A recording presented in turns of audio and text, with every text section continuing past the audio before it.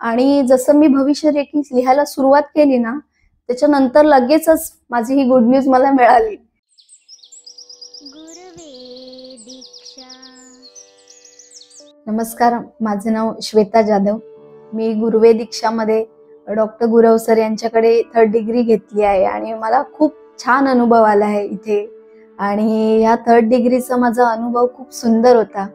तर 3rd degree झाल्यानंतर याच्यामध्ये काही असे फ्युचर रेखी, वास्तुरेखी अशा आहेत काही गोष्टी ज्या आपल्या भविष्यासाठी खूप चांगल्या आहेत. त्यानंतर मी माझी रेखी भविष्यरेखी लिहित असताना म्हणजे कंप्लीट झाली नव्हती माझी भविष्यरेखी.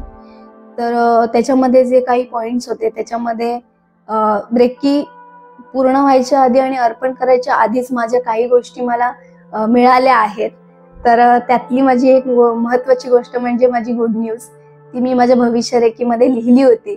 आणि ती म्हणजे रेखी लिहत असताना म्हणजे थोडी लिहत असताना ती आधीच मला मिळाली आणि मला एवढा आनंद झालाय की माझी साधना पण उत्तम होत आहे. आणि फ्युचर रेखी लिहिण्याआधी मी माझे आमची गुड न्यूजचं थोडा प्लॅनिंग चालू होता, पण ते कन्सिव्ह होत नव्हतं बरेच महिने.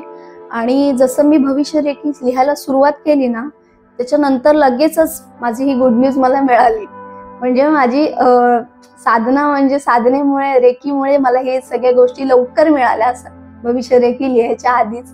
त्याच्यामुळे ती गोष्ट मला आधीच मिळाली. त्याच्यामुळे मी ह्या गोष्टीवर खूप माझा विश्वास आहे की भविष्यरेखी लिहिली पाहिजे. आणि आता मी माझी साधना पण खूप व्यवस्थित, या माझ्या कंडिशनमध्ये मी माझी साधना पण व्यवस्थित करत आहे.